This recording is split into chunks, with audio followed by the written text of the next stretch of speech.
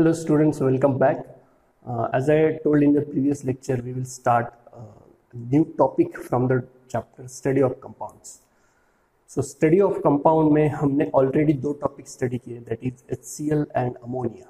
Correct? If you remember, HCl और ammonia हमने already पढ़ा है. अब हम लोग क्या देखेंगे? Third topic उसमें जो है nitric acid. And remember, nitric acid is very important chapter.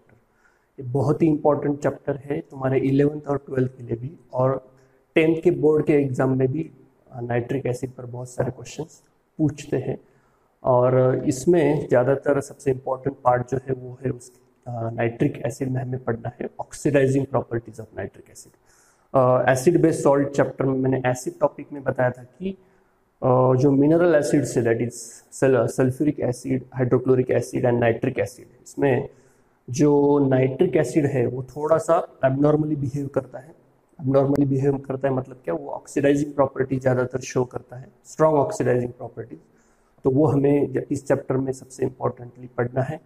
But उससे पहले कुछ जो हमने HCl अमोनिया में जैसे फॉलो किया था स्टेप्स, वैसे ही यहाँ पर करेंगे। सबसे पहले उसकी हिस्ट्री जानेंगे, उसका स्ट्रक्चर, then उसकी physical laboratory preparation, industrial preparation, physical property, and then chemical property, and then uses. So in this segment we will study this chapter. So let us begin. So the name of topic is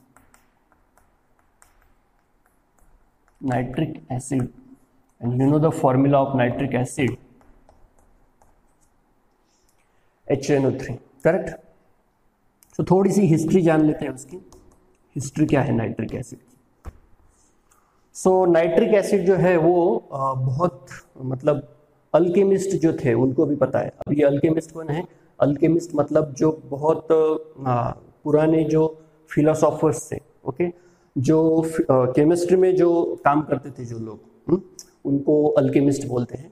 उनको alchemist क्यों बोलते हैं? क्योंकि वो क्या करते थे कि कुछ भी ऐसे ही दो सब्सटेंस लेते थे और उनको मिक्स करके एक रिएक्शन करते थे, और उनको पता नहीं था कि ये दो प्रोडक्ट कौन से हैं, उनसे क्या बनेगा। बट वो जस्ट रैंडमली ऐसे कुछ भी एक्सपेरिमेंट करते रहते थे और ऑब्जर्व करते रहते थे। उनकी स्टोरीज बहुत ही इंटरेस्टिंग है अल्केमिस्ट की। ओके, कभी किसी दिन टाइम मिलेगा तो मैं बताऊंगा तुम्हें कि क्या क्या स्टोरीज है उनकी। बट अल्केमिस्ट से के टाइम से ये पता है नाइट्रिक एसिड। सबसे पहले जो रिकॉर्डेड है वो ग्लोबर्स नाम का जो साइंटिस्ट है, ग्लोबर, इन द ईयर 1658 में ग्लोबर ने क्या किया था कि उसने लिया था KNO3 एंड H2SO4। अब ऑब्वियसली 1658 में उनको पता नहीं था कि ये जो दो सब्सटेंसेस जो ग्लोबर ने यूज किए उसको पता नहीं था कि इसमें क्या क्या है, और उनके एक्चुअल नेम क्या है। केमिकल नेम तो उस टाइम थे ही नहीं, उनको कॉमन नेम से ही जानते थे। तो इसका जो कॉमन नेम है वो है नाइट्री।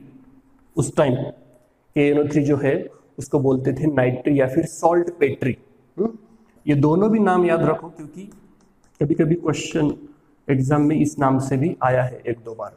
तो ये याद रखो, नाइट्री मतलब क्या है? KNO3। 1658 में इन दोनों की रिएक्शन अगर करेंगे हम लोग तो हमें क्या मिलेगा?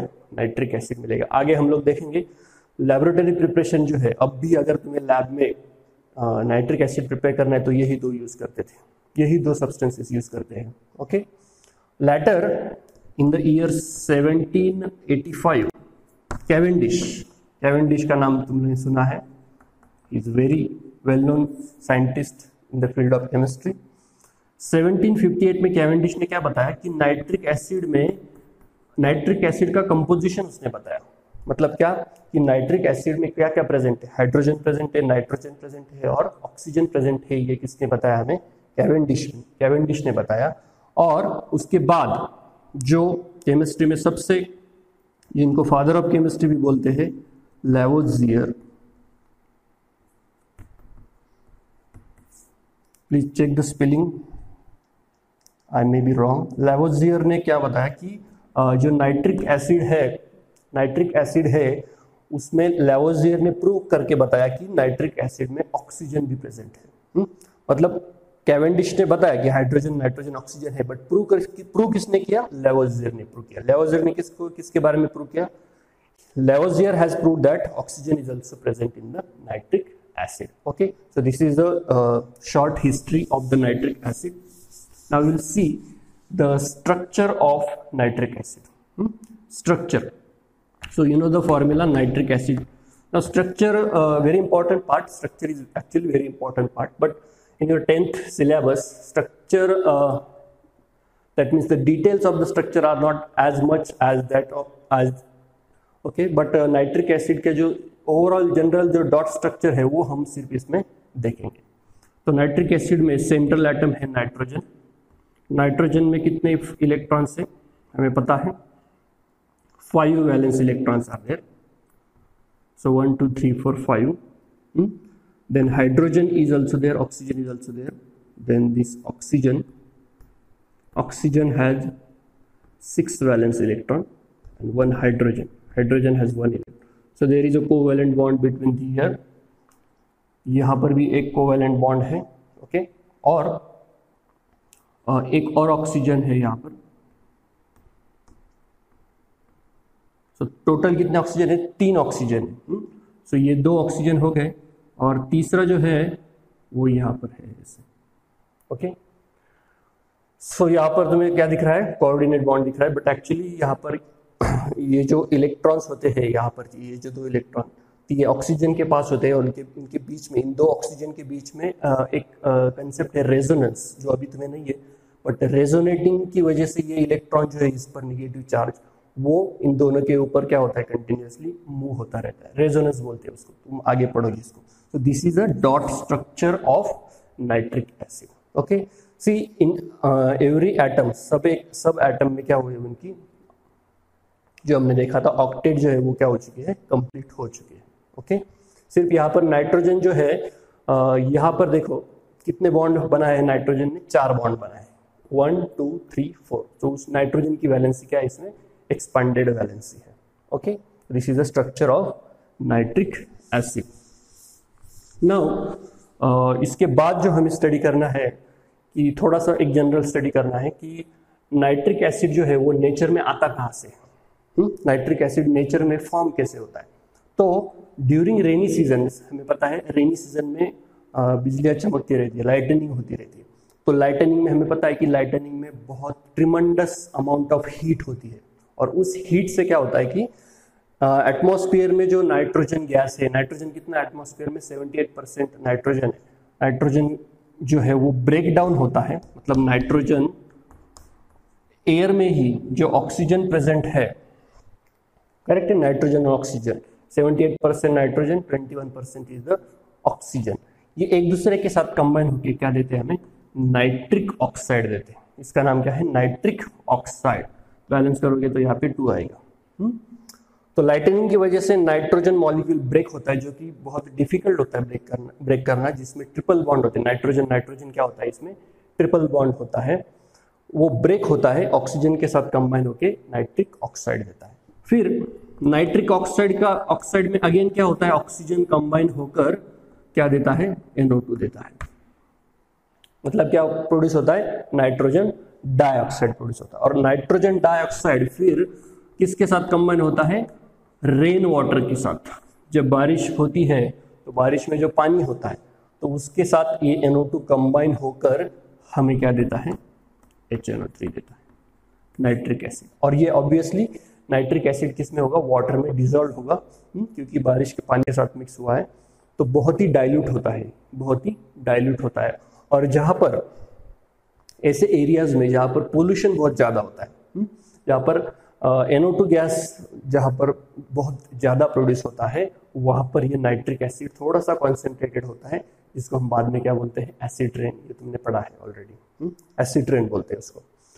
तो ये 3 स्टेप में नेचर में नाइट्रिक एसिड प्रोड्यूस होता है, और ऑब्वियसली ये नाइट्रिक एसिड कहाँ पर आएगा? सॉइल में क्या हो जाएगा? वो मिक्स होता है। ओके, और हमें पता है कि सॉइल में ज्यादातर क्या प्रेजेंट होता है? कैल्शियम कार्बोनेट प्रेजेंट होता है। ओके, तो कैल्शियम कार्बोनेट जो है इसका कॉमन नेम आता है लाइम सॉल्ट पेट्री।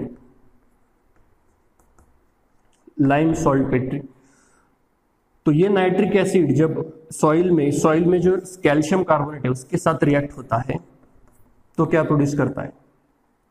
तो ये प्रोड्यूस करता है CaNO3 twice, okay CaNO3 twice plus इसमें CO2 भी इवॉल्व होता है और वाटर भी प्रोड्यूस होता है, ओके कैल्शियम नाइट्रेट प्रोड्यूस होता है। सॉरी, लाइम सॉल्ट पेट्री जो है वो इसका नाम है, लाइम सॉल्ट पेट्री, ओके। सो इस तरीके से जो नाइट्रिक एसिड है वो सॉइल के साथ मिक्स होकर lime salt petri calcium nitrate बनाता है। और ये तुमने कहाँ पे पढ़ा है? नाइट्रोजन फिक्सेशन में भी पढ़ा है, क्योंकि प्लांट्स जो है वो डायरेक्टली नाइट्रोजन एयर में से एब्जॉर्ब नहीं कर सकते, करेक्ट है?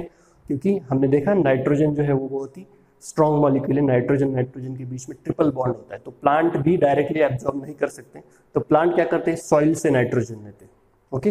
तो सॉइल से नाइट्रोजन इस तरीके से आता है, यहाँ पे देख रहे हैं नाइट्रोजन। तो फिर प्लांट क्या करते हैं? इनका कन्वर्जन नाइट्रोजन में करते हैं जो इनको रिक्वायर्ड होता है प्रोटीन सिंथेसिस में, okay. So this is a presence of nitric acid in the nature, how it is form. Now इसके बाद जो हमें देखना है नाइट्रिक एसिड का ऑकरेंस मैंने बताया कि कैसे होता है, और नाइट्रिक एसिड जो है वो कंबाइंड स्टेट में हमें नेचर में कैसे मिलता है। तो एक तो फॉर्म मैंने बताया calcium nitrate, that is lime salt petri. दूसरा जो हमने देखा ऑलरेडी KaNO3 दैट इज नाइट्री, और NaNO3 थर्ड फॉर्म जो है, कंबाइंड फॉर्म जो है नाइट्रिक एसिड का, वो है NaNO3, ओके। तो NaNO3 जो है इसका नाम है child salt petri, child salt petri, okay. KaNO3 का नाम क्या याद रखना है? सिर्फ नाइट्री या फिर सॉल्ट पेट्री, ओके। और CaNO3 ट्वाइस जो है इसका नाम क्या याद रखना है? Lime salt petri, okay. So this is the combined form of the nitric acid, okay.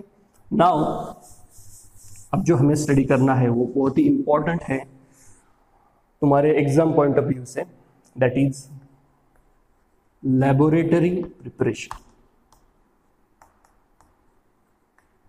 Laboratory preparation of nitric acid. तो उसके लिए मैं एक शॉर्ट फिगर ड्रॉ कर देता हूं। फिगर इतनी परफेक्ट नहीं है, बट समझने के लिए काफी है।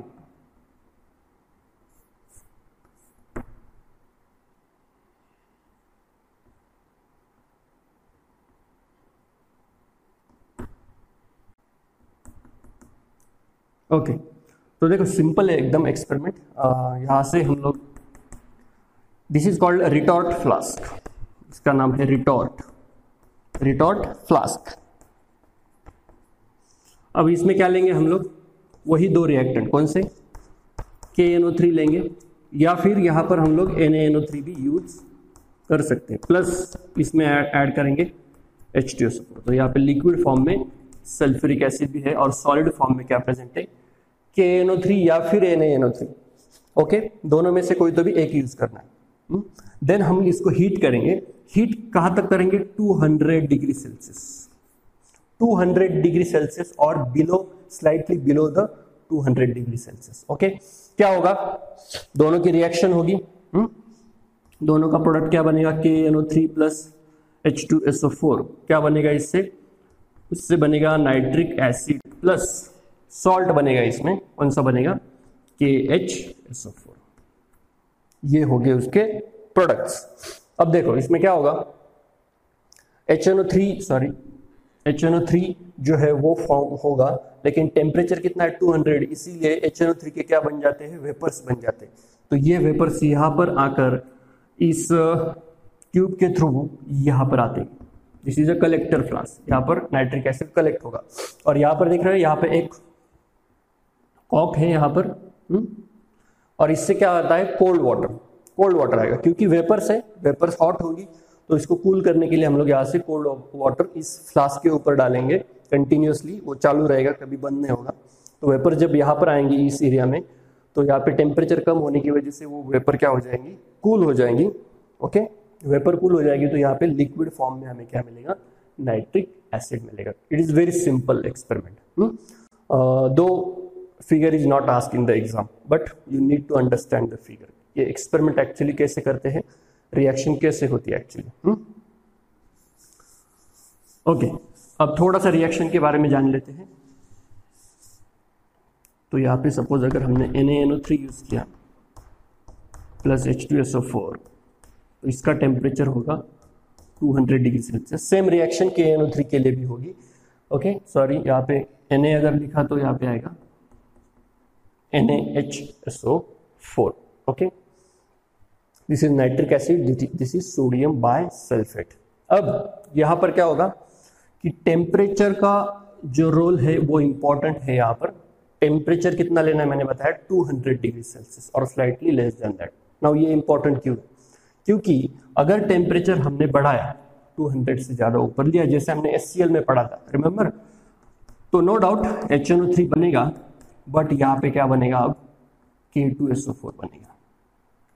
अगर हमने यहाँ पे KNO3 यूज किया तो KNO3 प्लस H2SO4, और अगर टेम्परेचर 200 के ऊपर गया तो K2SO4 बनेगा। और K2SO4 का हमने उस टाइम भी पढ़ा था, Na2SO4 का Na2SO4 बनेगा अगर NaNO3 लिया। तो इसका प्रॉब्लम क्या है कि ये हार्ड क्रस्ट बन जाता है, मतलब इसका एकदम हार्ड सब्सटेंस बन जाता है, और जो फ्लास्क लिया था हमने, उस फ्लास्क के बॉटम में क्या हो जाता है, वो स्टिक हो जाता है, एकदम चिपक जाता है, और वो जल्दी निकलता नहीं है। ओके, और वो इतना स्टिक हो जाता है कि क्लीन करते करते वक्त क्या हो जाता है कि ये फ्लास्क ब्रेक हो जाता है। इसीलिए टेम्परेचर जो है वो 200 डिग्री सेल्सियस नहीं रखते। और एक रीजन है, टेम्परेचर अगर 200 के ऊपर लिया तो दूसरा प्रॉब्लम क्या आता है कि ये जो नाइट्रिक एसिड प्रोड्यूस होता है ये डिकम्पोज होने लगता है। तो नाइट्रिक एसिड जब डिकम्पोज होता है तो क्या बनता है, इससे NO2 बनता है, H2O बनता है और O2 बनता है। बैलेंसिंग नहीं है इक्वेशन, बैलेंसिंग आप कर सकते हैं। तो ये NO2, H2O और O2 नाइट्रिक एसिड जो है वो डिकम्पोज होता है। कब, जब टेम्परेचर 200 के ऊपर होता है तब। ओके, सो इसीलिए इस रिएक्शन का टेम्परेचर हमेशा 200 डिग्री सेल्सियस के नीचे ही रखते हैं।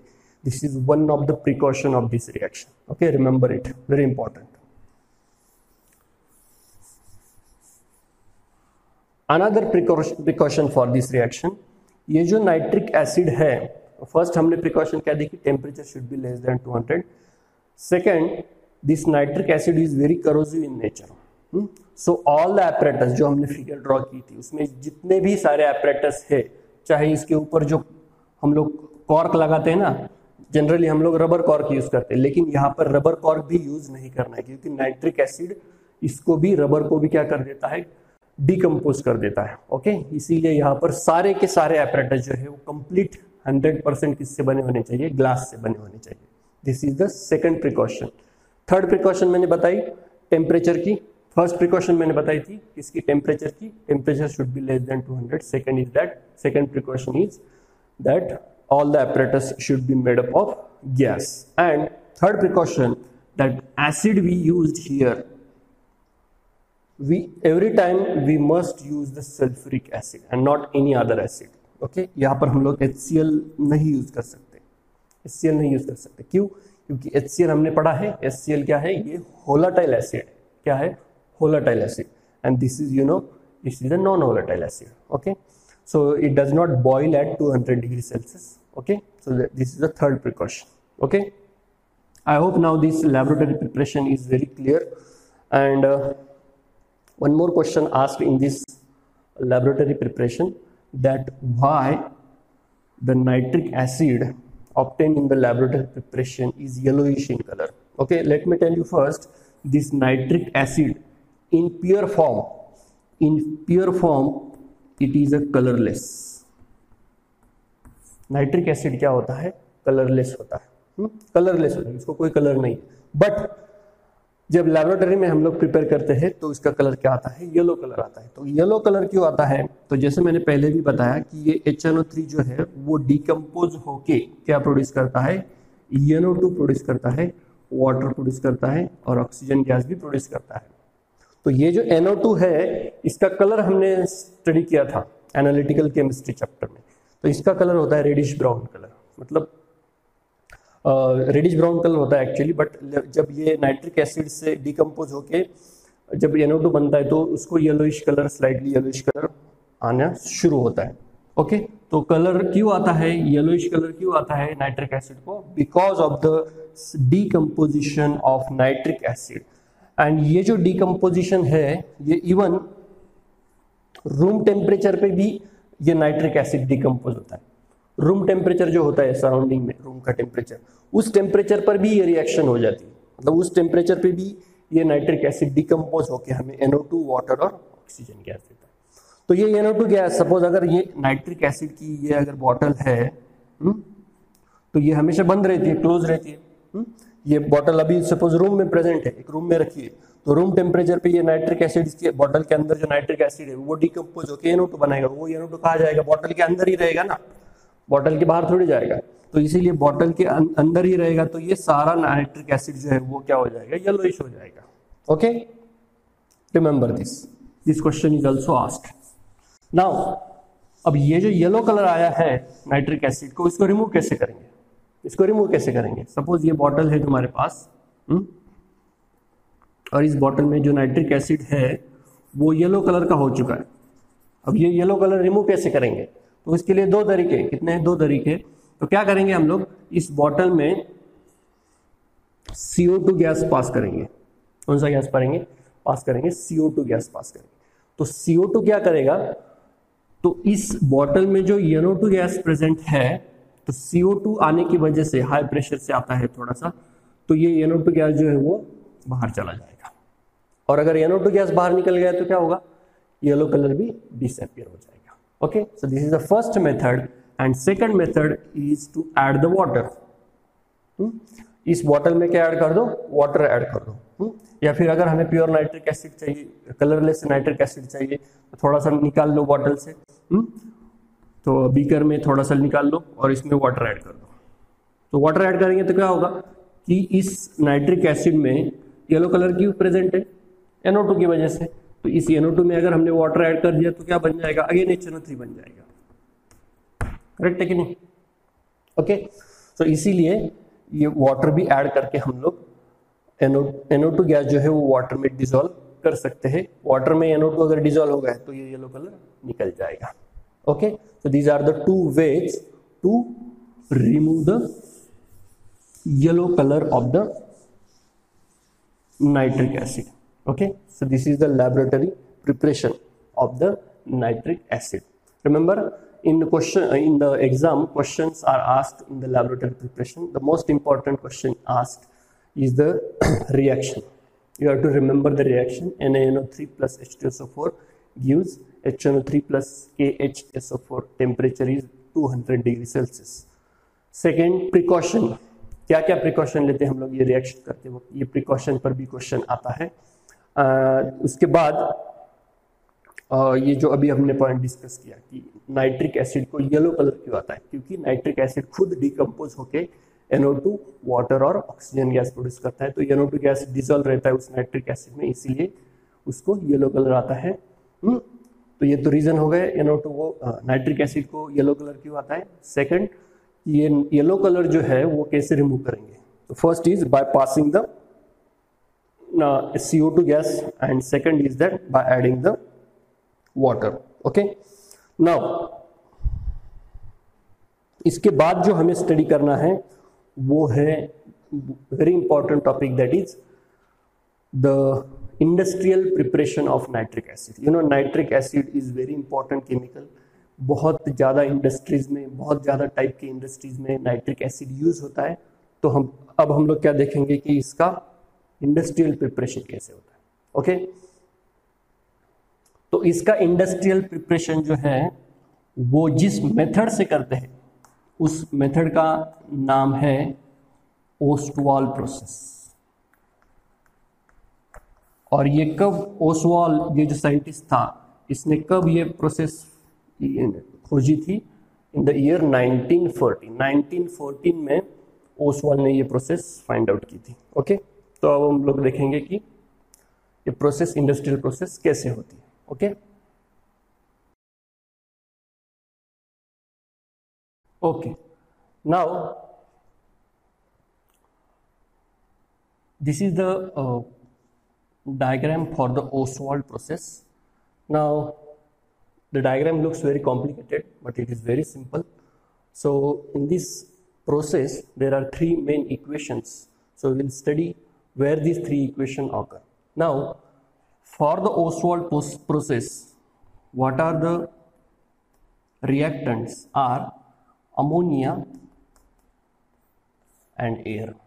So remember, Ostwald process is for manufacturing of nitric acid, and this nitric acid is prepared from very simple raw material or reactants, that is ammonia and air, and from the air also we will use only oxygen gas. Okay, so ammonia and oxygen combines together. You know, when ammonia and oxygen combines together, ammonia gets oxidized in presence of catalyst and you get the nitric acid. Okay, now the first equation is ammonia.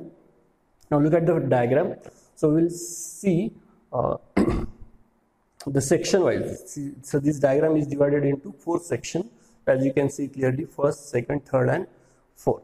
Now first step, okay, the first step occurs in this chamber, that is also known as a catalytic chamber. Now in catalytic chamber, from this the air comes inside, and from here the ammonia gas comes inside. Now the very important condition is that the whatever air we used and ammonia gas we use, that must be very pure.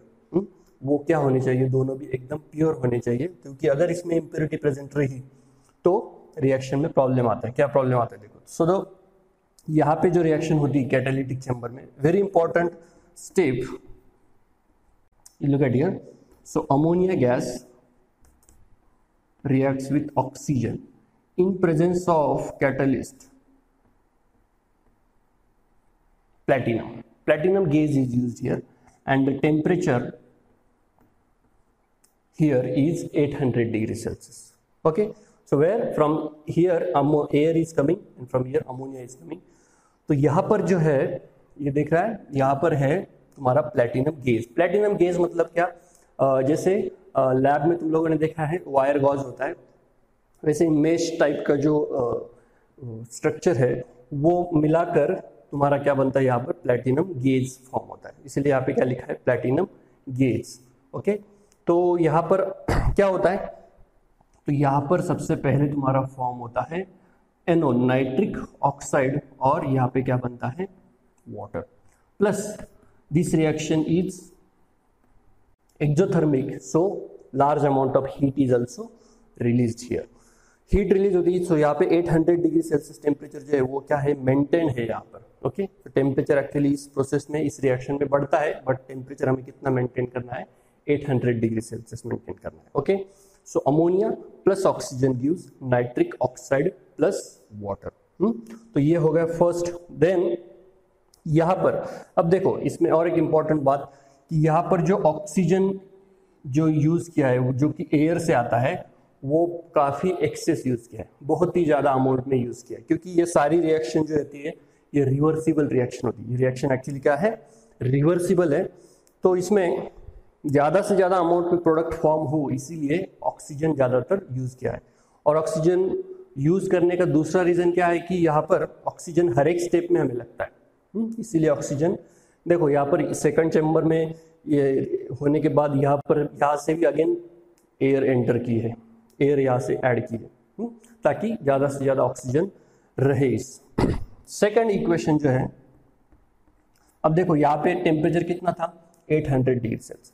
फिर ये जो gases है, मतलब nitric oxide तो है, लेकिन यहाँ पे और कौन है, वाटर दिखा है यहाँ पे, बट इसके साथ और कौन है, ऑक्सीजन गैस भी है, जो कि यहाँ पे दिखाया नहीं है, बट इसमें क्या है, एक्चुअली ऑक्सीजन गैस भी है।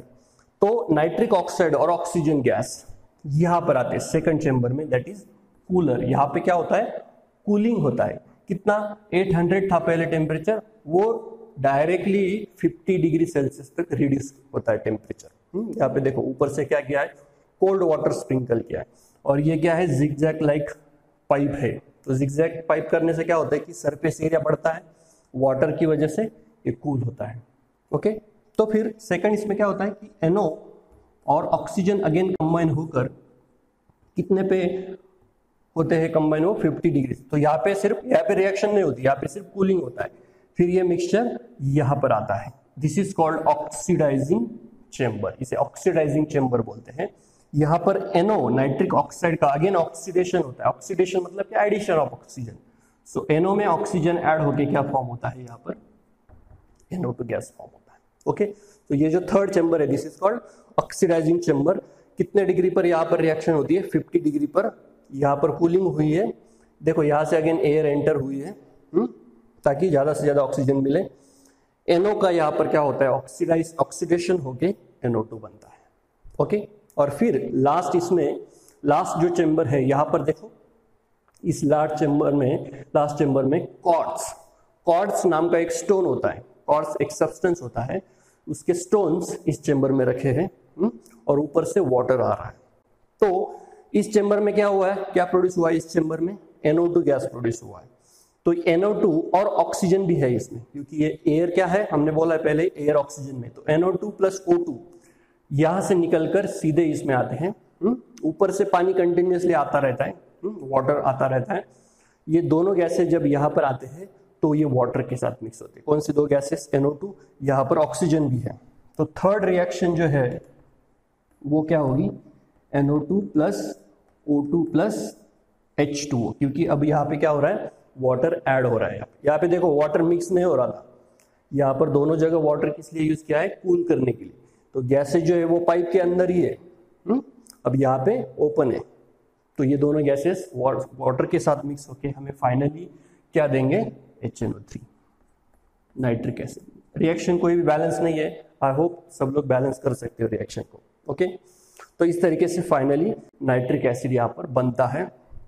देखो यहाँ पे क्वार्ट्ज जो है स्टोन, ये क्वार्ट्ज का काम क्या है कि क्वार्ट्ज क्या करते हैं, तो यहाँ से जो NO2 सेकंड स्टेप में जो NO2 और O2 गैस रिलीज हुए थे, इन NO2 और O2 गैस को वो स्लो डाउन करता है। करेक्ट है, यहाँ पे उनकी मूवमेंट जो है वो स्लो होती है और अच्छी तरीके से वो वाटर के साथ मिक्स होते हैं, इसीलिए यहाँ पे क्वार्ट्ज का यूज किया। और क्वार्ट्ज जो है वो एसिड रेजिस्टेंस भी होते हैं, एसिड का कोई इन पे इफेक्ट नहीं होता है। फिर नाइट्रिक एसिड यहाँ पर नीचे बॉटम में फॉर्म होता है और यहाँ से वो नाइट्रिक एसिड निकाल देते हैं। सो this is the Oswald process. I hope it is very simple. Diagram is not ask in the exam, diagram की टेंशन नहीं लेनी है, तुम्हें सिर्फ इक्वेशन अच्छे से याद रखने हैं। इक्वेशन डायग्राम क्यों बताई मैंने, क्योंकि डायग्राम से पता चलना चाहिए कि कौन से कंपार्टमेंट में क्या रिएक्शन हो रही है और रिएक्शन कैसे हो रही है, क्या प्रोडक्ट हो रहा है, टेम्परेचर कैसे मेंटेन किया है इसमें। So first equation is ammonia and O2 combined together in presence of platinum gas at temperature 800 gives NO, water and heat release होती है इसमें। ओके, सेकंड में क्या होता है, वो जो NO प्रोड्यूस हुआ था फर्स्ट स्टेप में, उसका ऑक्सीडेशन होता है 50 डिग्री पर, NO2 प्रोड्यूस होता है। और लास्टली NO2, O2 और वाटर कंबाइन होके फाइनली हमें क्या देते हैं, HNO3 देते हैं। Okay, so this is the Ostwald process, very simple process.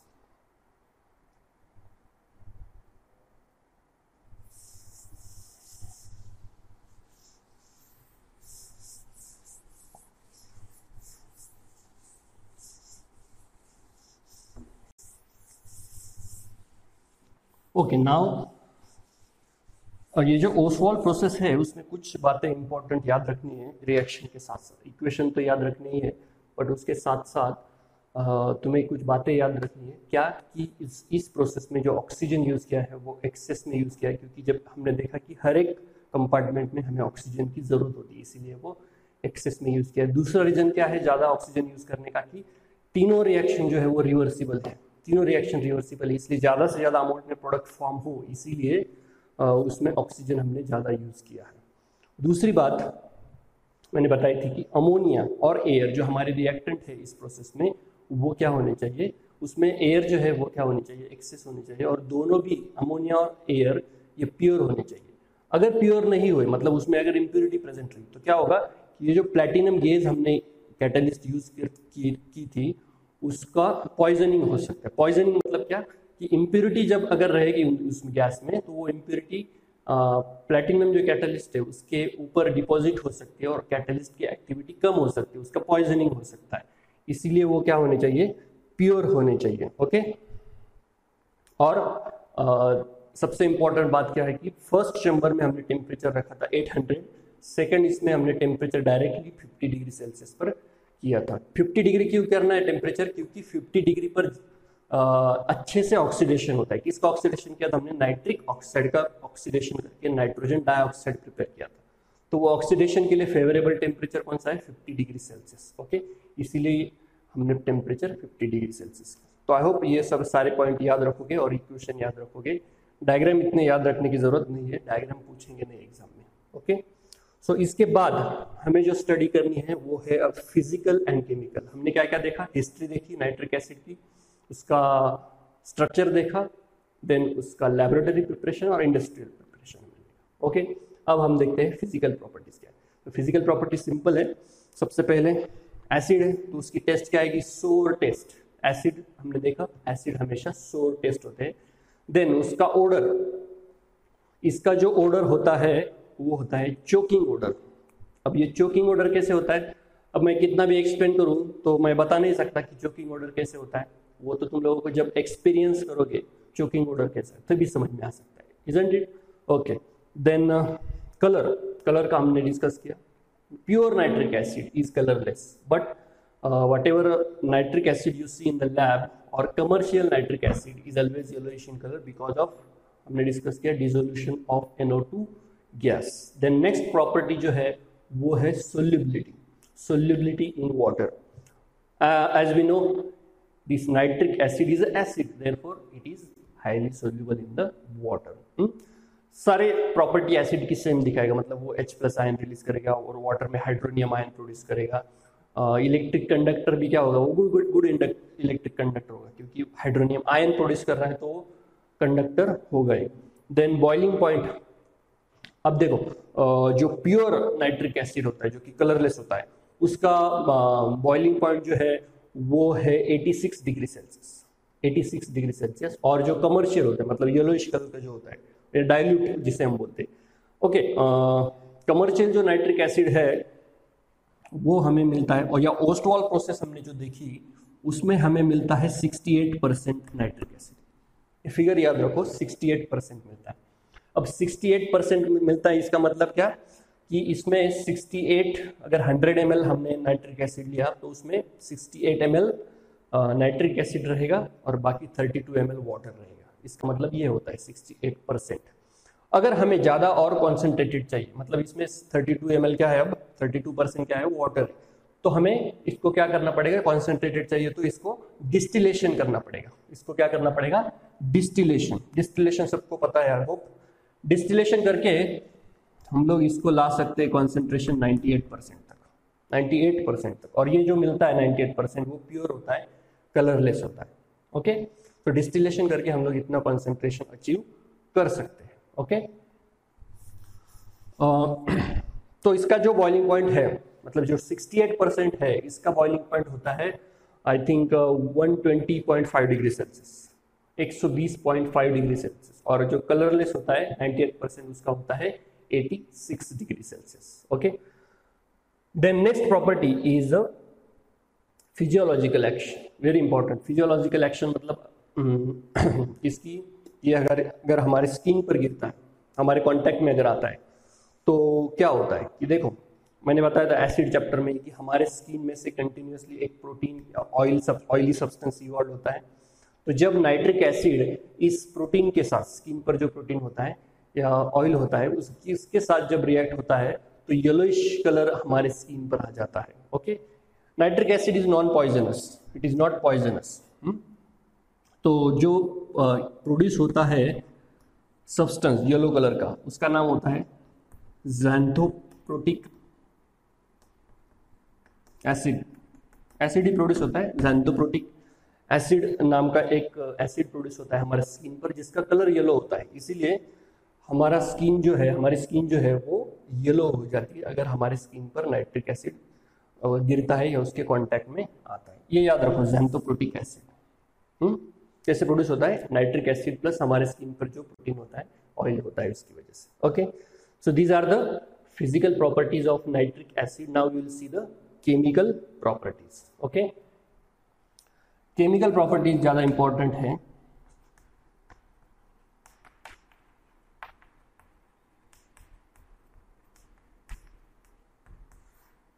अब देखो, केमिकल प्रॉपर्टीज में सबसे पहले हमें डिस्कस करना है स्टेबिलिटी। नाइट्रिक एसिड की स्टेबिलिटी क्या है, हमने पहले ही डिस्कस की है नाइट्रिक एसिड की स्टेबिलिटी। नाइट्रिक एसिड जो है वो रूम टेम्परेचर पर ही डिकम्पोज होता है, किसमें, NO2, वाटर एंड ऑक्सीजन, इसमें डिकम्पोज हो जाता है, अनस्टेबल कंपाउंड है। तो NO2 येलोइश कलर देता है। Okay, so nitric acid is unstable at room temperature also. Okay, then second property जो है एक्शन विथ इंडिकेटर। इंडिकेटर, ये हमने important points acid based salt में भी पढ़ा था। जो नाइट्रिक एसिड है वो वेरियस इंडिकेटर के साथ क्या एक्शन देगा, ये हमें पता है ऑलरेडी। एसिड है तो सारी एसिडिक प्रॉपर्टी शो करेगा इंडिकेटर्स के साथ। सो जैसे अगर हमने लिटमस पेपर लिया तो ब्लू लिटमस को रेड कर देगा। मिथिल ऑरेंज लिया हमने, Mithil orange indicator, Mithil orange को क्या कर देगा, वो पिंक कर देगा। हमें पता है मिथिल ऑरेंज एसिडिक सॉल्यूशन में पिंक हो जाता है। ओके, और बेसिक में रेड हो जाता है। देन थर्ड इंडिकेटर जो है वो फेनोप्थेलिन, फेनोप्थेलिन एसिड में कलरलेस रहता है। ओके, बेस में वो पिंक हो जाता है। ओके, तो इंडिकेटर का भी याद रखना है। देन ये जो नाइट्रिक एसिड है ये हम जब वाटर में डिसॉल्व करते हैं, HNO3 प्लस H2O, जैसे मैंने बताया सारी acidic property as it is show करता है वो। सो इसीलिए वाटर में वो क्या प्रोड्यूस करेगा, हाइड्रोनियम आयन और नाइट्रेट आयन प्रोड्यूस करेगा। सो हाइड्रोनियम आयन क्या करेगा, फिर H प्लस आयन रिलीज करेगा जिसके साथ भी रिएक्ट होगा। इसीलिए HNO3 क्या शो करता है, एसिडिक प्रॉपर्टी शो करता है। तो याद रखना है नाइट्रिक एसिड जो है वो एसिडिक प्रॉपर्टी शो करता है। Then very important, reaction with metals.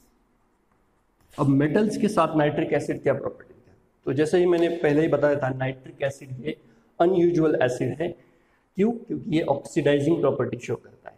हमने HCl में भी देखा और H2SO4 की भी रिएक्शन देखे कि HCl और H2SO4 दोनों भी एक्टिव मेटल के साथ रिएक्ट होते हैं। एक्टिव मेटल कौन से, पोटेशियम, एक्टिविटी सीरीज के ऊपर के metal, potassium, sodium, magnesium, calcium, calcium, magnesium, aluminium, zinc, iron, lead, tin, ये सारे क्या है, एक्टिव मेटल्स है। तो नाइट्रिक एसिड इन मेटल्स के साथ रिएक्ट नहीं होता है। क्यों, क्योंकि ये ऑक्सीडाइज कर देता है उन मेटल को। कैसे, कि मान लो कि कोई मेटल है, मेटल का ये सपोज मान लो सरफेस है, तो जब acid, nitric acid in metal के सरफेस पर आता है तो ये ऑक्साइड की फिल्म, ऑक्साइड की लेयर फॉर्म कर देता है उसके सरफेस के ऊपर। क्यों, क्योंकि ये हमने पता है कि ये ऑक्सीडाइजिंग नेचर है, ऑक्सीडाइज करता है। तो मेटल की सरफेस जो है वो ऑक्साइड फिल्म फॉर्म हो जाने की वजह से वो ऑक्यूपाई हो जाता है पूरा सरफेस, और फर्दर एक्शन जो है वो नाइट्रिक एसिड के उसके ऊपर कुछ भी नहीं होती, इसलिए मेटल के साथ रिएक्ट नहीं होता। सिर्फ मैग्नीशियम ऐसा मेटल है जो कि नाइट्रिक एसिड के साथ रिएक्ट होकर हमें क्या प्रोड्यूस कर, उससे हमें क्या मिलता है, हाइड्रोजन गैस मिलता है। तो वेरी सिंपल, मैग्नीशियम की रिएक्शन क्या होगी, Mg प्लस HNO3, ये क्या देगा, MgNO3 twice plus hydrogen gas. याद रखना है कि नाइट्रिक एसिड ही ऐसा मेटल है जो इसके साथ रिएक्ट होता है, नाइट्रिक एसिड के साथ। मैग्नीशियम ऐसा मेटल है जो नाइट्रिक एसिड के साथ रिएक्ट होता है, both with dilute nitric acid and concentrated nitric acid. अब आगे हमें इसकी रिएक्शन देखनी है, डाइल्यूट की क्या अलग रिएक्शन होती है, कॉन्सेंट्रेटेड की अलग होती है, but dilute and nitric acid के साथ सेम रिएक्शन होती है मैग्नीशियम मेटल के साथ, that is magnesium nitrate and hydrogen gas is released. Then उसके बाद, मेटल्स के बाद हमें देखने हैं कुछ मेटल्स के ऑक्साइड, जैसे कॉपर ऑक्साइड, जिंक ऑक्साइड है, ये अगर नाइट्रिक एसिड के साथ रिएक्ट होते तो हमें क्या मिलेगा। तो वेरी सिंपल, ऑक्साइड बेस होते हैं, हमने पढ़ा है एसिड बेस सॉल्ट में, और ये एसिड है, तो एसिड बेस रिएक्शन है सिंपल। तो इससे क्या मिलेगा हमें, CuNO3 twice plus H2 that is salt and water. तो यहाँ पे भी क्या मिलेगा, ZnNO3 twice plus H2, okay, salt plus water बनेगा यहाँ पे, ओके। देन NaOH KOH भी इसके साथ रिएक्ट हो सकते हैं, जैसे NaOH प्लस HNO3, ये भी क्या देंगे, सॉल्ट, NaNO3 एंड वाटर। वैसे ही KOH भी क्या देगा, KNO3 प्लस H2। सो ये तो रिएक्शन हो गई किसकी, ऑक्साइड और हाइड्रोक्साइड्स की, ओके। बाकी मेटल के ऑक्साइड और हाइड्रोक्साइड भी किसके साथ रिएक्ट होंगे, नाइट्रिक एसिड के साथ रिएक्ट होकर हमें प्रोडक्ट देंगे।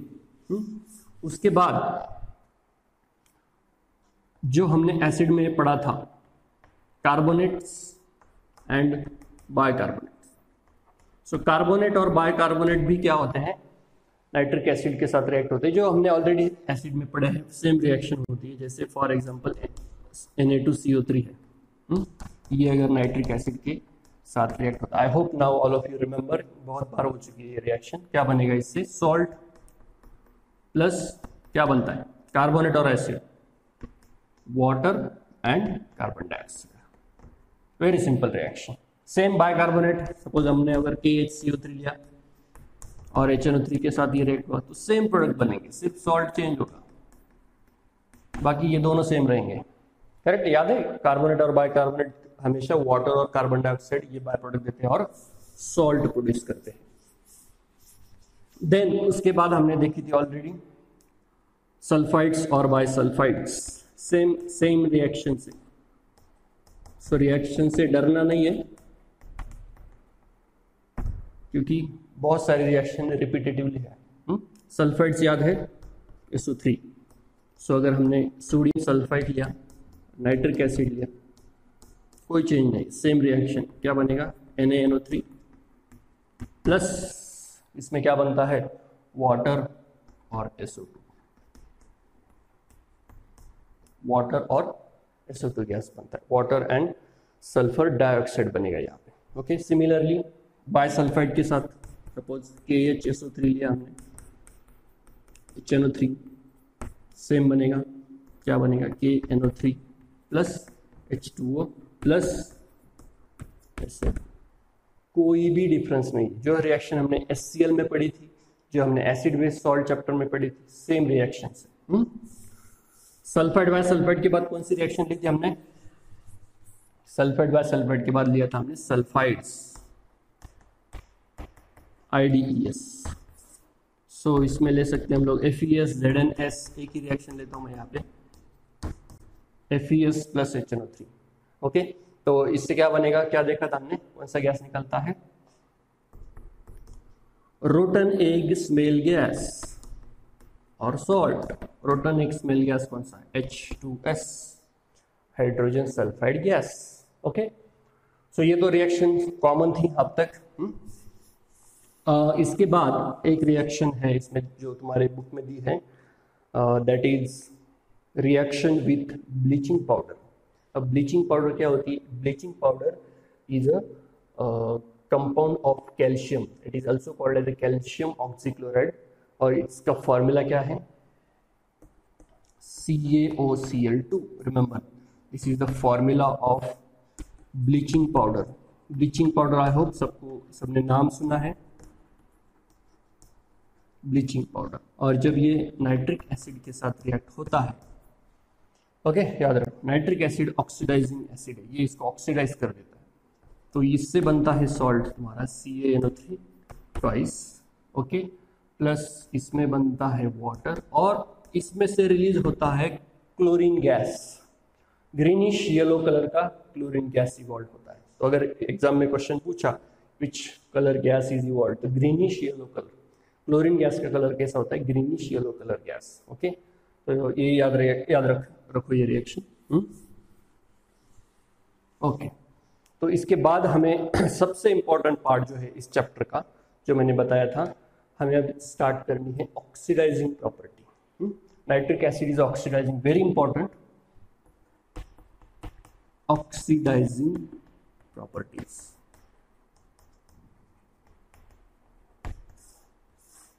अब ऑक्सीडाइजिंग प्रॉपर्टीज देखो इसकी कैसी है। नाइट्रिक एसिड मैंने बताया डिकम्पोज होता है। सो नाइट्रिक एसिड, अगर हमने सपोज कॉन्सेंट्रेटेड नाइट्रिक एसिड लिया, ओके, कॉन्सेंट्रेटेड नाइट्रिक एसिड, अब तुम्हें पता चलेगा कि ऑक्सीडाइजिंग एसिड क्यों है। Nitric acid, concentrated nitric acid को जब हम हीट करेंगे, अब देखो यहाँ पे डिकम्पोजिशन ही है रिएक्शन, लेकिन अब हमने सपोज नाइट्रिक एसिड कॉन्सेंट्रेटेड को सपोज हीट किया रिएक्शन में हीट करते हैं, तो ये कैसे ये होता है, NO2 प्रोड्यूस करता है, वाटर प्रोड्यूस करता है, और इससे प्रोड्यूस होता है नेसेंट ऑक्सीजन। 9th में हमने थोड़ा सा डिस्कस किया था कि नेसेंट ऑक्सीजन क्या होता है। नेसेंट ऑक्सीजन ये एक हाईली रिएक्टिव स्पीसीज होती है। हाईली रिएक्टिव एक सिंगल एटम होता है ऑक्सीजन का, ओके, इसीलिए हमने स्क्वायर ब्रैकेट में रखा है। और इस मैंने बताया था उस टाइम कि ये जो है नेसेंट ऑक्सीजन कुछ फ्रैक्शन ऑफ सेकंड के लिए प्रोड्यूस होता है। ये इतना ज़्यादा रिएक्टिव होता है कि फ्रैक्शन ऑफ सेकंड के लिए प्रोड्यूस होता है और इमीडिएटली किसी दूसरे इसके साथ वो रिएक्ट हो जाता है। अब ये ऑक्सीजन प्रोड्यूस होता है, वो दूसरे के साथ रिएक्ट होता है, इसीलिए ये क्या है, ऑक्सीडाइजिंग एसिड है। मतलब वो दूसरे के साथ कंबाइन होता है तो दूसरे ऑक्सीजन डोनेट करता है। वो नाइट्रिक एसिड क्या करता है, दूसरे को ऑक्सीजन डोनेट करता है, मतलब दूसरे को ऑक्सीडाइज करता है, इसीलिए वो क्या है, नाइट्रिक एसिड। समझ में आया सबको? Very important point it is for your 11th and 12th grade. Concentrated है। अब अगर हमने डाइल्यूट लिया, ओके, डाइल्यूट मतलब इसमें वाटर प्रेजेंट है थोड़ा सा, और इसको हीट किया सपोज, तो हमें सेम बनेगा, सिर्फ NO2 की जगह ये क्या देता है, NO देता है, नाइट्रिक ऑक्साइड प्लस वाटर, और यहाँ पर भी तुम्हें नेसेंट ऑक्सीजन मिलता है। बैलेंस नहीं किए मैंने, बैलेंस कर सकते हो आप, ओके। फर्क याद रहेगा, कॉन्सेंट्रेटेड NO2 देता है, डाइल्यूट NO देता है, बाकी दोनों सेम रहेंगे। ये डाइल्यूट भी क्या देता है, नेसेंट ऑक्सीजन देता है, इसीलिए dilute as well as concentrated nitric acid both are oxidising agent, good oxidising agent, और you can see these are the strong oxidising agent, but concentrated nitric acid is more stronger oxidizing agent than the dilute nitric acid. Okay, now these two equation are very important equation, क्योंकि आगे हम लोग जो nitric acid दूसरे substances के साथ react करेंगे तो ये रिएक्शन हमें याद रखनी है, क्योंकि कॉन्सेंट्रेटेड जब या प्रोड्यूस होगा तो हमेशा ये दो प्रोडक्ट फॉर्म होंगे, ओके, और डाइल्यूट जब नाइट्रिक एसिड यूज होगा दूसरे सब्सटेंस के साथ रिएक्ट होगा तो हमेशा ये दो प्रोडक्ट फॉर्म होंगे, और ये नेसेंट ऑक्सीजन उसके साथ क्या होगा, रिएक्ट हो जाएगा। तो ये दो बाय प्रोडक्ट हमेशा फॉर्म होते हैं, याद रहेगा, कॉन्सेंट्रेटेड है, डाइल्यूट, ओके। तो अब समझ में आ गया है सबको कि नाइट्रिक एसिड जो है वो स्ट्रॉन्ग ऑक्सीडाइजिंग एजेंट क्यों है, क्योंकि वो हीट जब करते हैं हम लोग उसको तो वो क्या होता है, क्या प्रोड्यूस करता है, नेसेंट ऑक्सीजन प्रोड्यूस करता है, ओके। तो अब हम लोग उसकी जरा रिएक्शंस देखते हैं। तो फर्स्ट जो है नाइट्रिक एसिड की रिएक्शन वो है हाइड्रोआयोडिक एसिड के साथ। हाइड्रोआयोडिक एसिड मतलब क्या, HI, और इसको अगर तुमने नाइट्रिक एसिड के साथ रिएक्ट किया, मैं रिएक्शन बैलेंस नहीं कर रहा हूं, आई होप सबको बैलेंसिंग आती है। इसको अगर हमने दोनों को रिएक्ट किया तो ये नाइट्रिक एसिड इसको ऑक्सीडाइज कर देगा। ऑक्सीडेशन किसका होगा, ऑक्सीडेशन का डेफिनेशन याद है सबको, addition of oxygen, loss of electron और रिमूवल ऑफ हाइड्रोजन। तीनों डेफिनेशन याद रखनी है, तीनों में से कोई भी डेफिनेशन एक अप्लाई करनी है। अब यहाँ पे देखो अब प्रोडक्ट क्या फॉर्म होगा, यहाँ पे तुम्हारा बनता है अगेन NO2 गैस, कॉन्सेंट्रेटेड है ये, तो बनेगा ही NO2 के साथ बनेगा ही H2O, और क्या बनेगा, I2 के वेपर्स फॉर्म होते हैं, हीटिंग है यहाँ पे वेपर्स फॉर्म होते हैं, इसलिए I2 एक्चुअली सॉलिड है बट हीटिंग की वजह से सब्लिमेबल सब्सटेंस है आयोडीन, तो हीटिंग की वजह से वेपर्स फॉर्म हो गए यहाँ पर, ओके। तो कौन सी डेफिनेशन यूज हुई है यहाँ पे ऑक्सीडेशन की, that is loss of hydrogen. Oxidation means loss of hydrogen. देखो आयोडीन HI पहले हाइड्रोजन था, अब है क्या, नहीं।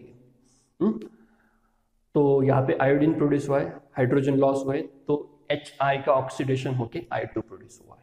या फिर तुम लोग इसको ऑक्सीडेशन नंबर के मेथड से भी फाइंड आउट कर सकते हो। यहाँ पे आएगा ये -1, यहाँ पे आएगा ये +1, आयोडीन डायटोमिक है, डायटोमिक है तो इसका नंबर आएगा 0। ओके, तो -1 से 0 तो नंबर इंक्रीज हुआ है तो क्या हुआ है, ऑक्सीडेशन हुआ है। आई होप ये 9th में मैंने पढ़ाया था, याद होगा सबको। ओके, तो HI का ऐसे ऑक्सीडेशन होता है। उसके बाद H2S की रिएक्शन HNO3 के साथ अगर हो गई। अब देखो, जितने भी मैं इस ऑक्सीडेशन टॉपिक में जितने भी रिएक्शन दे रहा हूँ ना, वो सारी रिएक्शन तुम्हें रट लेनी, क्योंकि मैकेनिज्म तो मैं अभी नहीं बता सकता तुम लोग, क्योंकि मैकेनिज्म बहुत ही ज्यादा डीप हो जाएगा तुम लोगों के लिए, इसीलिए मैकेनिज्म अभी पढ़ने की जरूरत नहीं, बट सारी रिएक्शन इंपॉर्टेंट है, कोई भी रिएक्शन मिस नहीं करनी है। ये सारी की सारी रिएक्शन अगेन तुम्हें 11th-12th में स्टडी करनी है, तुम्हारे कॉम्पिटिटिव एग्जाम के लिए पढ़नी है। फिलहाल के लिए जितना मैं बेसिक आइडिया दे रहा हूँ वो सारी याद रखो, नोट डाउन करके रखो। तो ये H2S है, ये इसको ऑक्सीडाइज कर देगा। याद रखो, नाइट्रिक एसिड किसी भी सब्सटेंस के साथ रिएक्ट होता है ना, तो पहले तुम्हें दिमाग में लाना है कि नाइट्रिक एसिड आए तो 100% ये उसको ऑक्सीडाइज करेगा। ओके, ऑक्सीडाइज ही करेगा। तो H2S का पहले तो ये क्या है, कॉन्सेंट्रेटेड है। हाँ, अभी अगर तुम्हें ये कंडीशन भी याद रखनी है, नाइट्रिक एसिड जो रिएक्शन में यूज करना है वो कॉन्सेंट्रेटेड दिया है या डाइल्यूट है। कॉन्सेंट्रेटेड दिया है तो क्या प्रोडक्ट बनते हैं, NO2 और वाटर, ये तो बनेंगे ही बनेंगे, करेक्ट है। अगर सपोज एग्जाम में रिएक्शन कंडीशन नहीं दी है, कॉन्सेंट्रेटेड है या डाइल्यूट है, तो तुम्हें कॉन्सेंट्रेटेड के हिसाब से रिएक्शन लिखनी है। ओके, और सल्फर H2S का ऑक्सीडेशन होके क्या देता है यहाँ पे, सल्फर ये डिपॉजिट होता है, मतलब सल्फर की पाउडर फॉर्म होती है यहाँ पर, सॉलिड सब्सटेंस बनता है उसका। ओके, क्या हुआ है यहाँ पर, हाइड्रोजन लॉस हुए। ओके, तो H2S का ऑक्सीडेशन हुआ है यहाँ पे, तो ये H2S यहाँ पर -2 है, यहाँ पे 0 है, तो क्या हुआ है, उसका ऑक्सीडेशन हुआ है। ओके, आई होप नाउ सबको समझ में आ रहा है, इजी लग रहा है सबको। सिर्फ वो दो इक्वेशन जो मैंने बताए थे ना स्टार्टिंग के, कॉन्सेंट्रेटेड नाइट्रिक एसिड को हीट किया तो क्या बनता है, NO2 plus water plus nascent oxygen, और डाइल्यूट को हीट किया तो क्या बनता है, NO plus H2O plus nascent oxygen. ये इक्वेशन याद रखने दोनों इंपॉर्टेंट है। देन उसके बाद जो रिएक्शन है वेरी इंपॉर्टेंट, SO2। अभी SO2 की तरफ ठीक से देखो, पहले हमने जो लिया H2S और HI दोनों में हाइड्रोजन थे, इसमें हाइड्रोजन नहीं है। तो यहाँ पे हाइड्रोजन लॉस होने का सवाल ही नहीं है। सबसे पहले इंपॉर्टेंट तो ये कॉन्सेंट्रेटेड है, तो ये इसको ऑक्सीडाइज करे, तो यहाँ पे ऑक्सीडेशन का कौन सा कंसेप्ट याद करोगे, कौन सी डेफिनेशन याद करोगे, एडिशन ऑफ ऑक्सीजन। ओके, तो यहाँ पे ऑक्सीजन ऐड होगा तो SO3 भी बन सकता है। ओके, बट यहाँ पे जो है क्या प्रोड्यूस होता है, H2SO4, और ये तो बनेंगे ही अगेन NO2 और H2O। ओके, सो यहाँ पर SO2 का ऑक्सीडेशन होके SO2 का ऑक्सीडेशन होके क्या बना है, सल्फ्यूरिक एसिड बना है, और ये ऑक्सीडेशन किसने किया है, नाइट्रिक एसिड ने किया है। ओके, यहाँ पे H2O नहीं प्रोड्यूस होगा, यहाँ पे सिर्फ क्या होगा, H2SO4 प्लस NO2, बैलेंसिंग कर लोगे आप। सो याद रखो, SO2 का ऑक्सीडेशन होके सल्फ्यूरिक एसिड बनता है। देन उसके बाद जो रिएक्शंस हमें देखनी है वो भी अब इंपॉर्टेंट है, वो है रिएक्शन विद नॉन मेटल्स। अब नॉन मेटल्स के साथ क्या रिएक्शन होगी, अब 3 ही नॉन मेटल्स हमें रिएक्शंस देखनी है उनकी। पहला तो है सल्फर, फिर कार्बन, फिर फॉस्फोरस। ओके, सल्फर अगर नाइट्रिक एसिड के साथ रिएक्ट हुआ, कौन सा, कॉन्सेंट्रेटेड नाइट्रिक एसिड हमने लिया, तो कॉन्सेंट्रेटेड नाइट्रिक एसिड के साथ जब सल्फर रिएक्ट होता है तो क्या देगा, सल्फर का डायरेक्टली ऑक्सीडेशन होता है H2SO4 में, प्लस क्या बनेगा बोलो, अब बताने की जरूरत नहीं है, NO2 और वाटर, सॉरी वाटर नहीं बनेगा। ओके, हाँ सॉरी, यहाँ पे बनेगा वाटर, सिर्फ SO2 में याद रखना है, SO2 में वाटर नहीं बनता, यहाँ पे वाटर बनता है। Okay, then carbon plus HNO3। अब सल्फर का ऑक्सीडेशन अगर H2SO4 में, देखो यहाँ पर इंपॉर्टेंट बात याद रखनी है, सल्फर यहाँ पर जीरो ऑक्सीडेशन स्टेट में, सल्फर जीरो ऑक्सीडेशन स्टेट में, और यहाँ पर अगर तुम लोग ऑक्सीडेशन स्टेट निकालोगे तो वो आती है +6। और आई होप नाउ सबको याद होगा कि सल्फर जो है वो जीरो स्टेट में भी रहता है, देन +4 स्टेट में भी रहता है, +6 स्टेट में भी रहता है, इसके ऊपर वो -2 स्टेट में भी रहता है। इतनी सारी ऑक्सीडेशन, वेरिएबल ऑक्सीडेशन स्टेट है सल्फर की। तो सल्फर देखो जीरो से डायरेक्ट +4 भी नहीं गया है, डायरेक्टली +6 में कन्वर्ट हुआ है। ओके, मतलब ये क्या है, बहुत ही स्ट्रॉन्ग ऑक्सीडाइजिंग एजेंट है, ये जीरो से डायरेक्टली +6 में कन्वर्ट कर देता है।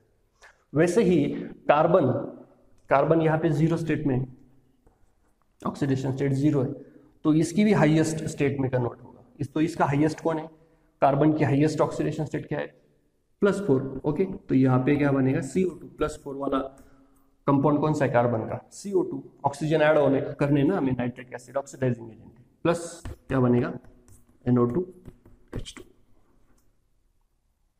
ओके, देन फास्फोरस, फास्फोरस यहाँ पे जीरो है, HNO।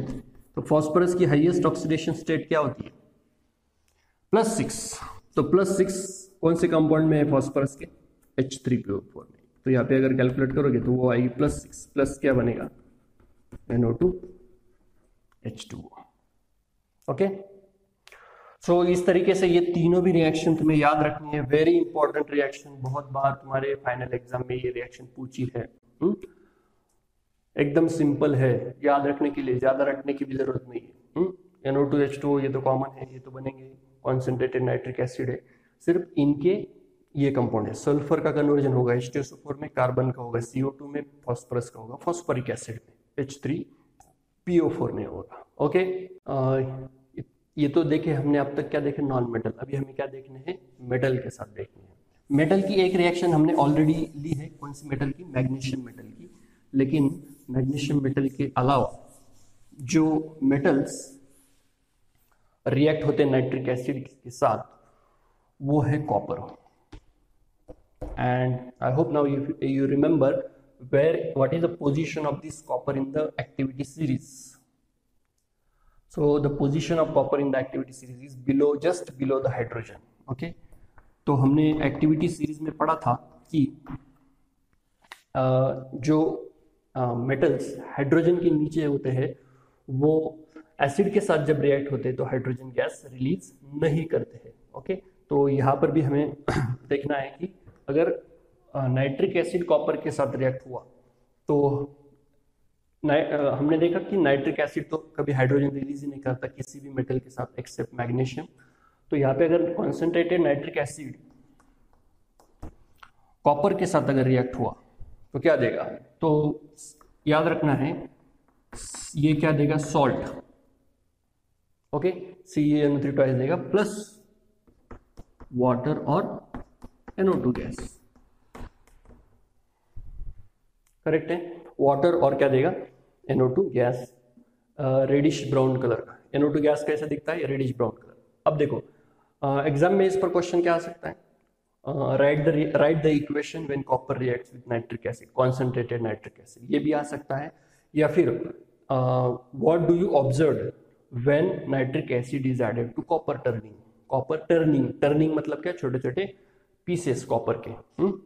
तो कॉन्सेंट्रेटेड नाइट्रिक एसिड अगर कॉपर टर्निंग में ऐड करेंगे तो ऑब्जर्व क्या होगा तुम्हें, रेडिश ब्राउन कलर का NO2 गैस इवॉल्व होगा। या फिर तुम ऐसे लिख सकते हो कि the fumes of reddish brown colour is observed. Okay, ये हो गए कॉन्सेंट्रेटेड के साथ। अब अगर सपोज नाइट्रिक एसिड मैंने डाइल्यूट लिया तो डाइल्यूट के साथ क्या होगा, सेम प्रोडक्ट बनेगा, क्या बनेगा, CuNO3 ट्वाइस। और डिफरेंस कहां पर है, सबको याद होगा, NO2 की जगह NO नाइट्रिक ऑक्साइड। और इसका कलर कैसा होता है, it is a colourless, it does not have any colour. Okay, so इसका कोई ऑब्जर्वेशन नहीं बनेगा, याद रखना। देन कॉपर के बाद कॉपर से थोड़ा सा ज्यादा रिएक्टिव मेटल जो है वो है जिंक। ओके, तो जिंक के साथ कैसे रिएक्ट होगा नाइट्रिक एसिड। तो पहली जो इसमें हमें दो कंडीशन देखनी है, तीन कंडीशन देखनी है नाइट्रिक एसिड की। तो पहली जो है वो है जिंक Zn प्लस HNO3, और यहाँ पर जो हमें HNO3 लेना है वो लेना है कोल्ड एंड डाइल्यूट। अब जरा ठीक से ध्यान दो और ठीक से याद रखो। कहने का मतलब है मेरा कि अच्छे से रट लो इसको। कोल्ड एंड डाइल्यूट अगर नाइट्रिक एसिड रहा तो वो जिंक के साथ क्या प्रोड्यूस करेगा, तो वो ये अगेन सेम सॉल्ट तो देगा ही, ZnNO3 ट्वाइस, प्लस इसमें एक थोड़ा सा अलग कंपाउंड बनता है, इसमें बनता है अमोनियम नाइट्रेट NH4NO3, और इसमें बनता है वाटर। याद रखना, बस याद रखना है, मैकेनिज्म में नहीं जाना है हमें, तुम्हें याद रखना है अमोनियम नाइट्रेट भी बनता है इसमें। किसके साथ? Cold and dilute nitric acid के साथ। अब अगर जिंक ही लिया हमने, और अब जो HNO3 है वो हमने लिया हॉट एंड डाइल्यूट, मतलब कोल्ड की जगह अब हमने क्या किया, उसको थोड़ा सा हॉट किया है, हॉट एंड डाइल्यूट। अब देखो प्रोडक्ट क्या बनता है, ये तो सेम रहेगा, कौन सा? ZnNO3 twice. सिर्फ अगला प्रोडक्ट जो है वो क्या होगा, चेंज होगा। इसमें क्या बनता है? NO क्या बनता है? नाइट्रिक ऑक्साइड बनता है, डाइल्यूट है, नाइट्रिक ऑक्साइड प्लस वाटर रहेगा। यहाँ थोड़े से अनयूजुअल रिएक्शन है। और लास्ट जो है वो हमने लिया ZnHNO3, और यहाँ पे अब लिया कॉन्सेंट्रेटेड लिया हमने, डाइल्यूट ने अब क्या लिया, कॉन्सेंट्रेटेड, और नॉर्मल टेम्परेचर पे लिया जिंक प्लस HNO3। तो इसका तो हमें प्रोडक्ट पता है, लिख सकते हो ZnNO3 ट्वाइस, ये तो बनेगा, प्लस क्या बनेगा, वाटर और NO2 gas, reddish brown colour NO2 gas is water. रहेंगे याद, तीनों रिएक्शन याद रहेंगे, सिंपल है, ज़्यादा इसमें ये नहीं, थोड़े से ये रिएक्शन याद रखें, थोड़ा सा अनयूजुअल प्रोडक्ट बना है इसमें। ओके, तो ये रिएक्शन होगी किसके साथ? जिंक के साथ। देन आयरन के साथ। अब आयरन भी क्या है, एक्टिव मेटल ही है, आयरन भी एक्टिव मेटल है। अब आयरन के साथ भी हमें क्या देखनी है, दो रिएक्शन देखनी है, दो ही, मतलब आयरन भी डाइल्यूट एंड कोल्ड HNO3 के साथ रिएक्ट हो सकता है, देन हॉट एंड डाइल्यूट के साथ रिएक्ट हो सकता है, देन कोल्ड एंड कॉन्सेंट्रेटेड के साथ हो सकता है, देन हॉट एंड कॉन्सेंट्रेटेड। ऐसे चार कंडीशन है नाइट्रिक एसिड की हर एक इसके लिए, लेकिन यहाँ पे तुम्हारे बुक में जितने दिए उतने ही मैं रिएक्शन ले रहा हूं। देन Fe प्लस HNO3, और यहां पर कंडीशन अगर हमने ली suppose cold and dilute, cold and dilute, तो यहां पे क्या बनेगा, FeNO3 ट्वाइस, और इसमें तुम्हारा बनता है H2O वाटर और नाइट्रिक ऑक्साइड गैस बनता है। इसका नाम क्या है? Ferrous nitrate, ferrous nitrate FeNO3 twice, cold and dilute के साथ। फिर अगर हमने Fe लिया और HNO3 लिया, और हमने क्या लिया, कॉन्सेंट्रेटेड लिया, डाइल्यूट की जगह कॉन्सेंट्रेटेड नॉर्मल टेम्परेचर पे। ओके, तो क्या बनेगा इससे, again same FeNO3 twice plus H2O plus NO2 gas बनेगा अब यहाँ पे, क्योंकि हमने क्या लिया है, अब कॉन्सेंट्रेटेड लिया है। ओके, सॉरी, यहाँ पे कॉन्सेंट्रेटेड मैंने बताया, ज्यादा ऑक्सीडाइजिंग पावर होती है, इसलिए यहाँ पे FeNO3 थ्राइस बनेगा, that is ferric nitrate, this is ferrous nitrate, ferric nitrate. Okay, so ये आयरन के साथ रिएक्शन याद रखो, कोल्ड एंड डाइल्यूट, और यहाँ पे लिया हमने कॉन्सेंट्रेटेड। ओके, एंड लास्ट जो है रिएक्शन नहीं है वो, एक्चुअली एक टॉपिक है। अगर हमने सब कुछ रिएक्ट कर लिया नाइट्रिक एसिड के साथ, लेकिन अगर सपोज HCl अगर लिया हमने, ओके, तो HCl और नाइट्रिक एसिड इनका मिक्सचर अगर लिया, तो इनके याद रखो, इनके मिक्सचर को बोलते हैं aqua regia, and it is highly unstable mixture, aqua regia. इसमें 1 पार्ट होता है HCl और 3 पार्ट होता है नाइट्रिक एसिड का। ओके, तो इनकी भी रिएक्शन होती है तो इनके रिएक्शन से हमें मिलता है नाइट्रोसिल क्लोराइड, जिसका फॉर्मूला है NoCl2 प्लस इसमें क्या बनता है, वाटर बनता है, और इसमें बनता है नेसेंट क्लोरीन। इसमें क्या बनता है, नेसेंट क्लोरीन बनता है। ओके, सो ये याद रखना है। एक्वा रेजिया मतलब क्या, mixture of HCl and NH3, 1 part is HCl and 3 part is a nitric acid, and this mixture is called as a aqua regia, and this product is called as a nitrosyl chloride. Okay, now ये जो aqua regia है ये इतना unstable है और इतना strong होता है ये कि ये नोबेल मेटल के साथ भी रिएक्ट हो जाता है। नोबेल मेटल कौन से, जैसे प्लैटिनम है, गोल्ड है, तो प्लैटिनम और गोल्ड के साथ भी ये मिक्सचर रिएक्ट होता है, मतलब प्लैटिनम गोल्ड उसमें डिजोल्व हो जाते हैं, उनके क्लोराइड्स बन जाते हैं, क्योंकि ये क्लोरीन रिलीज करता है ना। तो प्लैटिनम अगर इसके साथ रिएक्ट हुआ इस मिक्सचर के साथ तो प्लैटिनम क्लोराइड PtCl4 बनता है, और गोल्ड भी क्या देता है, AuCl2, उनके क्लोराइड्स बनते हैं, मतलब डिजोल्व हो जाते हैं दोनों भी, सॉल्ट बनते हैं उनके भी।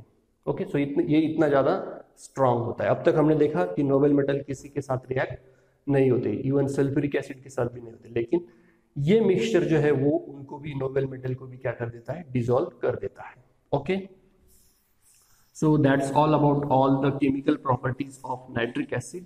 सारी प्रॉपर्टीज इंपॉर्टेंट है, उसमें कुछ रिएक्शंस जो देखे हमने वो ऑलरेडी तुम्हारे HCl चैप्टर में हुए हैं और एसिड बेस सॉल्ट चैप्टर में भी हुए हैं, लेकिन इसमें ज्यादातर तुम्हें फोकस करना है इस चैप्टर में। जो ऑक्सीडाइजिंग प्रॉपर्टीज हमने देखी, नाइट्रिक एसिड की जो ऑक्सीडाइजिंग प्रॉपर्टीज हमने देखी वो तुम्हें ठीक से करनी है, अच्छे से लर्न करनी है, रट लेनी सारे रिएक्शन। और रटने का काम जो है वो केमिस्ट्री में एक दिन में कभी नहीं होता, ये सबको तुम लोगों ने एक्सपीरियंस किया है। टाइम टू टाइम ये रिएक्शन तुम्हें ओवरलुक करते जानी है, पहले लिख के प्रैक्टिस करनी है, बाद में सिर्फ ओवरलुक करते जाना है, टाइम टू टाइम देखना है। लेकिन तुम लोग आज देखोगे और डायरेक्टली महीने 2 महीने बाद देखोगे तो याद नहीं रहेगा। Okay, let me remind you that again. Last part जो है इसका वो है टेस्ट फॉर नाइट्रिक एसिड। अब नाइट्रिक एसिड की टेस्ट कैसे करेंगे? टेस्ट का मतलब होता है कि यहाँ पर कि नाइट्रिक एसिड अगर सपोज तुम्हारे सामने दिया और तुम्हें पता नहीं है कि इसमें नाइट्रिक एसिड है, तो तुम्हें अगर पता करना है कि नाइट्रिक एसिड है या नहीं है, तो उसके लिए क्या टेस्ट है, कैसे पहचानोगे कि जो टेस्ट ट्यूब तुम्हें दी है उसमें नाइट्रिक एसिड है या नहीं है? तो वेरी सिंपल, तो जो फर्स्ट टेस्ट है उसके लिए वो है नाइट्रिक एसिड को जब तुम हीट करते हो, जैसे मैंने पहले बताया, तो ये क्या देते हैं, NO2, H2O और ऑक्सीजन गैस। तो ये NO2 क्या है, रेडिश ब्राउन कलर का गैस है, वो इवॉल्व होगा। तो जैसे तुम लोग जो टेस्ट ट्यूब तुम्हें दी है वो उसको हीट करोगे और उसमें से अगर ये फ्यूम निकले तो समझ लेना कि उसमें क्या है, नाइट्रिक एसिड है। या फिर तुम क्या कर सकते हो, जो हमने एक रिएक्शन ली कॉपर के साथ, कॉपर प्लस नाइट्रिक एसिड, इसका प्रोडक्ट क्या निकाला था हमने, CuNO3 ट्वाइस प्लस H2O और NO2। तो कॉपर टर्निंग भी एक टेस्ट होती है। द नाइट्रिक एसिड व्हेन जो तुम्हें टेस्ट ट्यूब दी है उसमें कॉपर टर्निंग ऐड कर दो, तो अगर उसमें से ये रेडिश ब्राउन कलर की फ्यूम्स उसमें से अगर निकली तो समझ लेना कि क्या है, उसमें नाइट्रिक एसिड प्रेजेंट है। ओके, और जो थर्ड जो बहुत ही इंपॉर्टेंट टेस्ट है तुम्हारे प्रैक्टिकल में भी है ये, that is called brown ring test.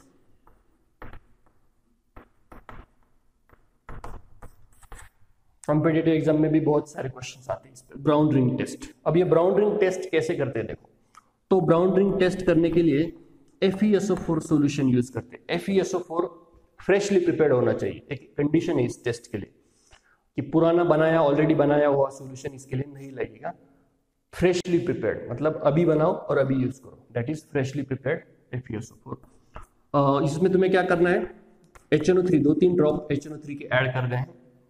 Okay, FeSO4 plus HNO3। और कैसे ऐड करना है, तुम्हें एक टेस्ट ट्यूब लेनी है, उसमें थोड़ा सा FeSO4 डालना है, 1-2 ml, और 2-3 ड्रॉप नाइट्रिक एसिड क्या करनी है। फिर इस टेस्ट ट्यूब तुम्हें क्या करनी है, स्लाइडली टिल्ट करनी है। ओके, टेस्ट ट्यूब टिल्ट करनी है और साइड से, मतलब टेस्ट ट्यूब की जो वॉल होती है उसको उसकी साइड से धीरे धीरे drop by drop sulphuric acid add करते जाना है। ओके, तो यहाँ पे आएगा H2SO4। याद रखो इस टेस्ट में सल्फ्यूरिक एसिड डायरेक्टली तुम्हें डायरेक्टली ऐड नहीं करना है उस सॉल्यूशन में। ये टेस्ट ट्यूब थोड़ी सी टिल्ट करके फिर सल्फ्यूरिक एसिड टेस्ट ट्यूब की जो वॉल होती है उसके साइड से तुम्हें सल्फ्यूरिक एसिड ऐड करना पड़ता है। ओके, और टेस्ट ट्यूब बिल्कुल स्टेडी रखनी है, बिल्कुल भी हिलानी नहीं है। ओके, तो सल्फ्यूरिक एसिड कंटिन्यूसली ऐड करते जाना है। फिर इसकी रिएक्शन जो है वो क्या होती है, देखो इसमें बनता है Fe2SO4 thrice plus nitric oxide बनता है इसमें और वाटर बनता है। फर्दर ये जो Fe2SO4 थ्राइस है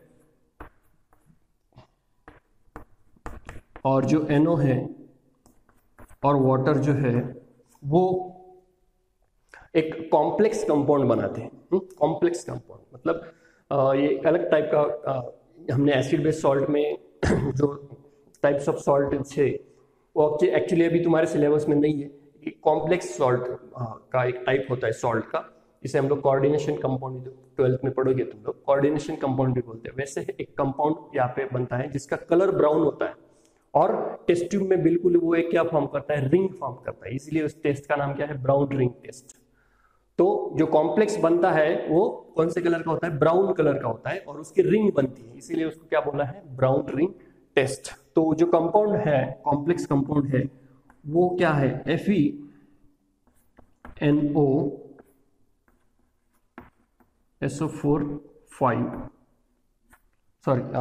Fe वाटर, यहां पर वाटर है और बाहर है SO4।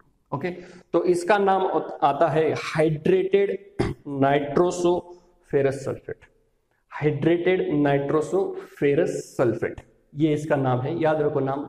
कभी पूछा नहीं है but yes of course this formula of this complex is asked in the exam, तुम्हारे 10th के एग्जाम में भी, तो इसका फॉर्मूला तुम्हें ये याद रखना पड़ेगा। This is a brown colour, brown in colour, और उसकी बिल्कुल रिंग बनती है। रिंग मतलब क्या कि अब तुम लोग तुम्हारे टेक्स्ट बुक में डायग्राम है, देखो टेस्ट ट्यूब जो पहले हमने क्या लिया था, टेस्ट ट्यूब ली थी।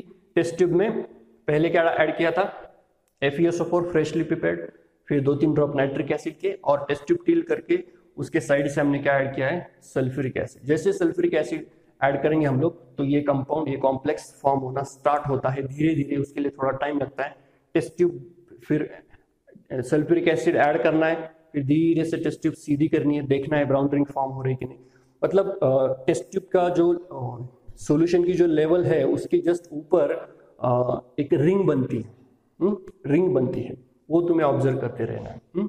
और टेस्ट ट्यूब बिल्कुल स्टर नहीं करनी है, बिल्कुल हिलानी नहीं है, स्टेडी रखनी, क्योंकि जब स्टर होती है टेस्ट ट्यूब तो वो रिंग जो है वो डिसअपियर हो जाती है, इसीलिए टेस्ट ट्यूब उसको स्टेडी रखनी पड़ती है। ओके, तो this is a brown ring test. Okay, I hope now this point is clear. Brown ring test पर क्वेश्चन आता है, आएगा तो भी तुम्हें इक्वेशन आ सकता है या फिर इसका formula. So this topic is over now. I hope now this oxidizing property, this concept is very clear to you. सारी रिएक्शन रट लो, उसमें कुछ ज़्यादा सोचने का नहीं है, मैकेनिज्म पार्ट में ये, इसीलिए मैं ज़्यादा डिटेल में नहीं बता सका ये रिएक्शन। ओके, इसके बाद एक टॉपिक बचता है, दैट इज यूजेस, वो तुम लोग देख लोगे, इसमें ज़्यादा कुछ डिफिकल्ट नहीं है। ओके, सो मिलते हैं नेक्स्ट चैप्टर में, that is study of compound जो है उसका नेक्स्ट टॉपिक जो है वो है sulphuric acid. Sulphuric acid, it is a king of chemicals. Sulphuric acid को क्या बोलते हैं, किंग ऑफ केमिकल्स, वो हम लोग नेक्स्ट चैप्टर में देखते हैं। Till then good bye.